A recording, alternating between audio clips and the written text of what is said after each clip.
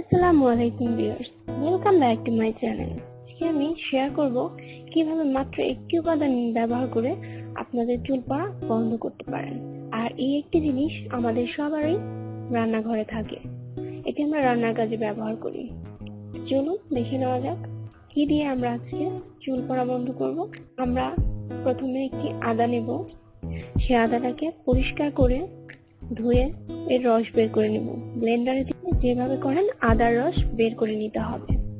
তারপর এটি একটি তুলোর মাধ্যমে আপনার চুলের গোড়ায় গোড়ায় লাগাতে হবে। চুলে লাগানোর দরকার নেই, শুধুমাত্র চুলের গোড়ায় লাগালেই হবে।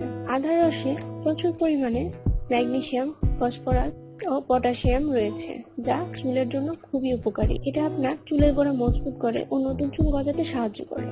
আপনার মাথায় যদি কোনো চুলকোনা ভাব থাকে বা অ্যালার্জি জাতীয় কোনো সমস্যা থাকে, তাহলে আপনি আদা রস ইউজ করলে সেটা খুব সহজেই চলে যাবে। অনেকে আছে মাথায় খুব চুলকোয়, তারা যদি আদা রস ব্যবহার করেন তাহলে মাথায় চুলকোনা ভাবটাও চলে যাবে। আর যদি আপনার মাথায় খুশকির সমস্যা থেকে থাকে তাহলেও সেটা চলে যাবে। আপনি এটি লাগিয়ে 15 থেকে 20 মিনিট রাখবেন। তারপরে আপনি যে শ্যাম্পু ইউজ করেন সেই শ্যাম্পু আর কন্ডিশনার ইউজ করে আপনার চুলটা ক্লিন করে নেবেন। আপনি এটি সপ্তাহে একবার করে ইউজ করবেন। কিছুদিন ইউজ করলে আপনি দেখবেন আপনার চুল পড়া আস্তে আস্তে কমে যাচ্ছে এবং নতুন করে চুল গজাচ্ছে। আর আপনার যদি খুশকি থেকে থাকে সেটাও চলে যাবে, মাথা চুলকোনার ভাবটাও আর থাকবে না।